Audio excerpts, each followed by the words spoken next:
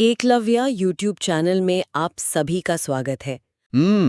बिल्कुल। और मतलब ये जो जो एग्जाम एसेंशियल्स होते हैं ना, जी उन पर हमारा पूरा फोकस रहेगा। जी और ये एक बहुत ही महत्वपूर्ण विषय है। अगर हम हाल ही के परीक्षाओं के पैटर्न को देखें जी, तो जो एग्जाम ट्रेंड चल रहा है आज क्यों तक, बिल्कुल। उस एग्जाम ट्रेंड के अनुसार इन राजकोषीय डेटा और नई योजनाओं से कम 2 से 3 प्रश्न निश्चित रूप से पूछे ही जाते हैं। हाँ, ये तो है। तो हमारा मिशन बहुत स्पष्ट है। जो उम्मीदवार यूपीएससी, स्टेट पीएससी, एसएससी या बैंकिंग की तैयारी कर रहे हैं, उनके लिए इस भारी भरकम दस्तावेज को आज हम डिकोड करेंगे। और ये चर्चा सिर्फ कुछ नंबरों को दोहराने तक सीमित नहीं रहेगी। हाँ, हम घाटे के आंकड़ों से लेकर योजनाओं के फुल फॉर्म्स तक सब कुछ गहराई से कवर करेंगे। और कहानी दी गई है। हाँ, वो शब्द की उत्पत्ति वाली कहानी। जी, ये जो बजट शब्द है, ये मूल रूप से फ्रेंच भाषा के शब्द बुजेट से आया है। BOUGETTE। बुजेट, बिल्कुल। जिसका अर्थ होता है चमड़े का एक छोटा थैला। क्या इसके पीछे की जो ऐतिहासिक घटना है उसे आप थोड़ा स्पष्ट कर सकती हैं? जरूर। देखिए, ये किस्सा इंग्लैंड के राजनीतिक इतिहास से जुड़ा है। एक बार इंग्लैंड के प्रधानमंत्री रॉबर्ट वॉलपोल संसद में अपने वित्तीय दस्तावेज पेश करने वाले थे। बिल्कुल। उन्होंने ये सारे कागजात उसी चमड़े के थैले में रखे हुए थे। तो जब उन्होंने कागज बाहर निकाले तो वहां मौजूद सदस्यों ने मजाक में कहा कि बजट खुला है। अच्छा, जी, और उसी दिन से इस पूरी प्रक्रिया को बजट कहा जाने लगा। ये तो काफी दिलचस्प है। लेकिन अगर हम भारत के संदर्भ में बात करें तो नोट्स में 3 बहुत ही महत्वपूर्ण वर्ष दिए गए हैं। 1860, 1947 और 1950। ये परीक्षाओं में अक्सर भ्रम पैदा करते हैं। बिल्कुल। तो इन तीनों के बीच का जो अंतर है, उसे कैसे याद रखा जाए? इसे एक ऐतिहासिक क्रम में याद रखना सबसे आसान है। सबसे पहले आता है 7 अप्रैल 1860 का दिन, जब ब्रिटिश राज था। जी, ब्रिटिश राज के दौरान भारत का पहला बजट जेम्स विल्सन ने पेश किया था और इसीलिए उन्हें भारतीय बजट प्रणाली का संस्थापक भी माना जाता है। और फिर आजादी के बाद? दूसरा पड़ाव 1947 है। स्वतंत्र भारत का पहला बजट R.K. षणमुखम शेट्टी ने पेश किया था। और जो तीसरा वर्ष है 1950? वो गणतंत्र भारत का पहला बजट था, जिसे जॉन मथाई द्वारा प्रस्तुत किया गया था। तो प्रश्न की भाषा को ध्यान से पढ़ना बहुत जरूरी है। नोट्स में कुछ और भी रिकॉर्ड्स हैं। जैसे सबसे ज्यादा बार बजट पेश करने का रिकॉर्ड मोरारजी देसाई के नाम है। बिल्कुल, 10 बार पेश किया था उन्होंने। हाँ, और एक आश्चर्यजनक तथ्य ये भी है कि पंडित जवाहरलाल नेहरू, इंदिरा गांधी और राजीव गांधी ने प्रधानमंत्री पद पर रहते हुए बजट पेश किया था। ये एक बहुत ही महत्वपूर्ण स्टैटिक जीके का पॉइंट है। लेकिन यहाँ एक तकनीकी सवाल अक्सर आता है। पहली महिला वित्त मंत्री और पहली पूर्णकालिक महिला वित्त मंत्री के बीच का फर्क। ये बहुत ही सटीक बिंदु है। देखिए, जब हम पहली महिला वित्त मंत्री की बात करते हैं तो वो इंदिरा गांधी थीं। लेकिन उनके पास अतिरिक्त प्रभार था। राइट। बिल्कुल। प्रधानमंत्री पद के साथ वित्त मंत्रालय का केवल अतिरिक्त प्रभार था। वहीं जब पहली पूर्णकालिक महिला वित्त मंत्री की बात आती है, जिनके पास स्वतंत्र प्रभार हो, वो निर्मला सीतारमण जी हैं। जी। और ये 2026-27 का बजट उनका लगातार 9वां बजट है, जो अपने आप में एक बहुत बड़ा रिकॉर्ड है। इतिहास के बाद अब थोड़ा संविधान की ओर मुड़ते हैं।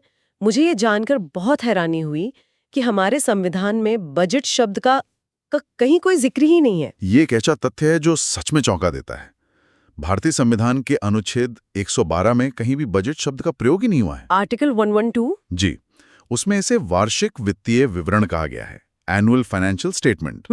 इसी के साथ नोट्स में भाषणों की लंबाई का भी जिक्र है।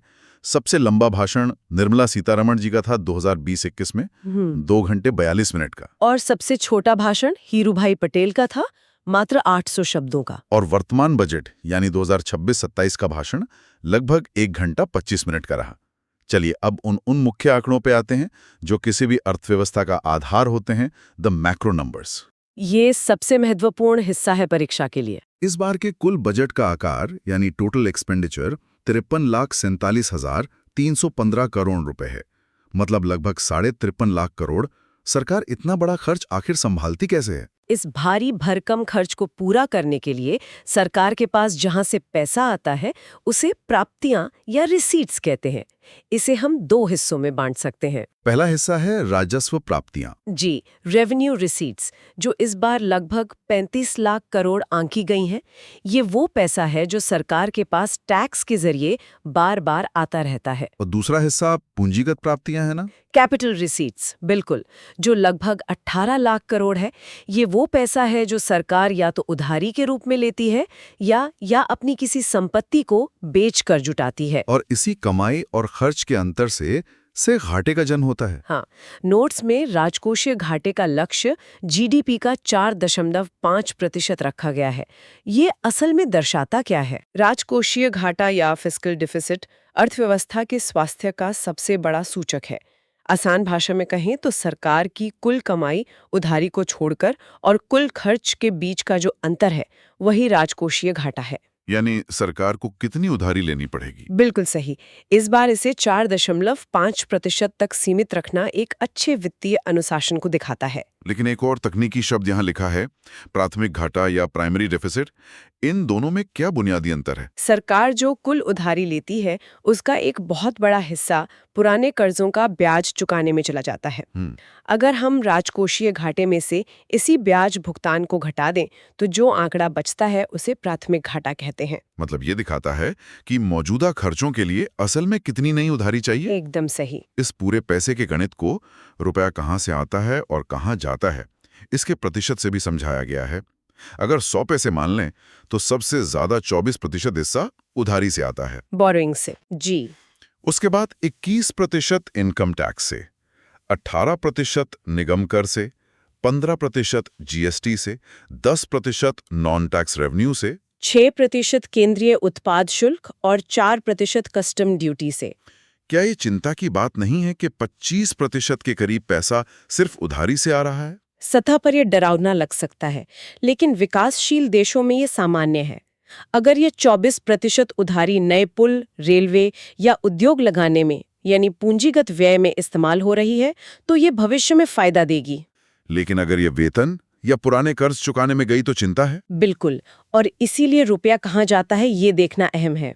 खर्च के मामले में सबसे बड़ा हिस्सा 22% राज्यों को उनके हिस्से के रूप में जाता है और 20% तो सिर्फ पुराने कर्जों के ब्याज भुगतान में चला जाता है। जी, इंटरेस्ट पेमेंट्स। उसके बाद 17% केंद्रीय क्षेत्र की योजनाओं पर, 11% रक्षा पर, 8% केंद्र प्रायोजित योजनाओं पर और 7% वित्त आयोग के माध्यम से खर्च होता है।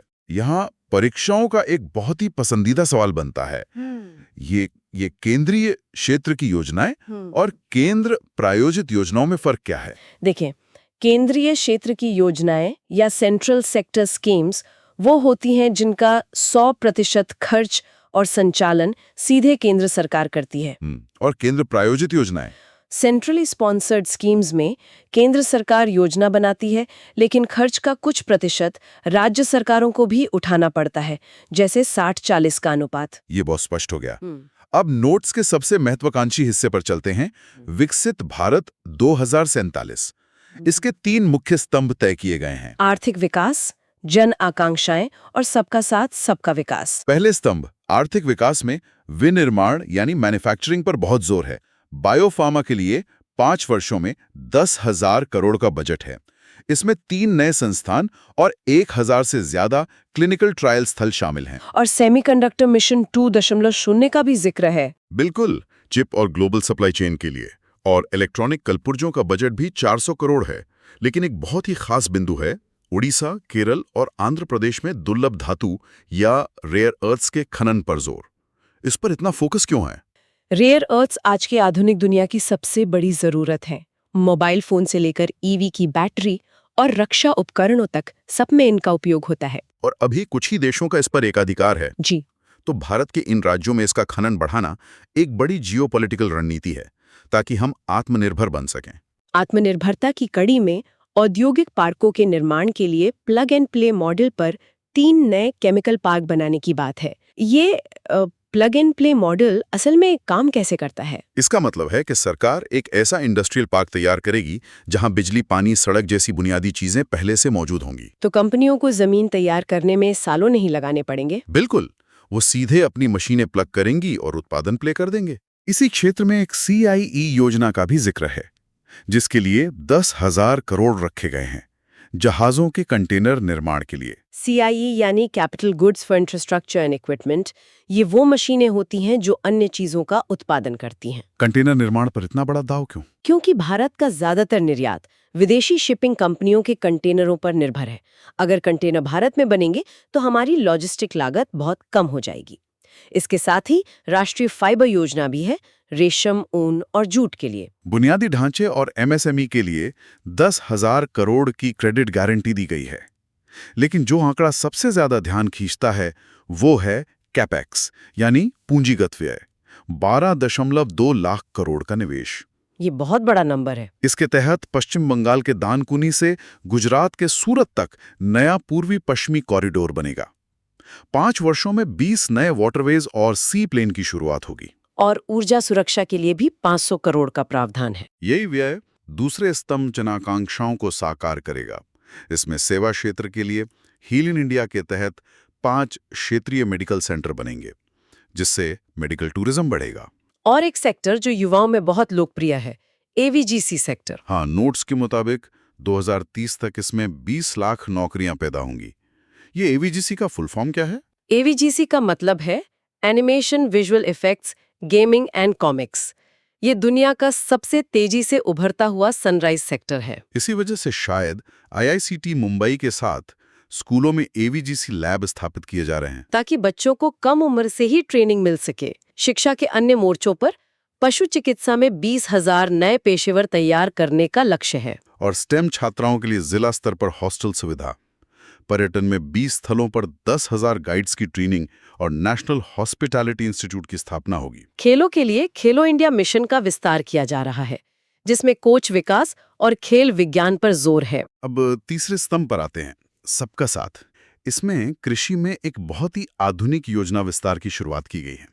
इस विस्तार योजना की रूपरेखा क्या है? VISTAR Vistar, virtually integrated system to access agricultural resources.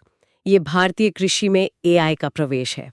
तो किसान इसके जरिए किसान अपनी फसलों की बीमारियों के फोटो अपलोड कर सकेंगे और AI तुरंत उसका इलाज बता देगा। और सबसे बड़ी बात, ये पूरी सलाह स्थानीय भाषा में मिलेगी। ये तो खेती के जोखिम को बहुत कम कर देगा। तकनीक के साथ साथ महिलाओं के लिए लखपति दीदी योजना के तहत स्मार्ट का निर्माण हो रहा है। SMAT, स्मैट यानी सेल्फ हेल्प एंटरप्रेन्योर मार्ट्स।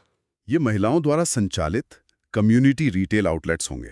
स्वास्थ्य के मोर्चे पर मानसिक स्वास्थ्य को भी प्राथमिकता मिली है। जी, बेंगलुरु के तर्ज पर निम्हांस 2 की स्थापना होगी और रांची और तेजपुर के संस्थानों का अपग्रेडेशन किया जाएगा। अब इस चर्चा के अंतिम खंड की ओर बढ़ते हैं, जो क्षेत्रीय विकास और टैक्स सुधारों से जुड़ा है। पूर्वोदय योजना के तहत पूर्वी भारत के विकास की चर्चा है, जिसमें पश्चिम बंगाल के दुर्गापुर में एक नया कॉरिडोर बनाना शामिल है। और नॉर्थ ईस्ट के 6 राज्यों में बौद्ध सर्किट, 4000 बसें और 5 नए पर्यटन स्थल बनेंगे। टैक्स सुधारों पर भी बात करनी होगी। हाँ, सबसे बहुप्रतीक्षित विषय। इनकम टैक्स स्लैब में कोई बदलाव नहीं हुआ है, नो चेंज, लेकिन अन्य करों में बदलाव है। जी, जो छात्र विदेशी शिक्षा या इलाज के लिए पैसा बाहर भेजते हैं, उन पर लगने वाला TCS 5% से घटाकर 2% कर दिया गया है। लेकिन शेयर बाजार में STT यानी सिक्योरिटी ट्रांजैक्शन टैक्स बढ़ा है। फ्यूचर्स में 0.02% से 0.05% और ऑप्शंस में 0.125% से 0.15%। इसके अलावा मैन पावर सप्लाई पर 1 से 2% TDS लगा है। जो लोग शेयर बाजार से नहीं जुड़े हैं, उनके लिए ये फ्यूचर्स और ऑप्शंस पर STT बढ़ने का क्या अर्थ है?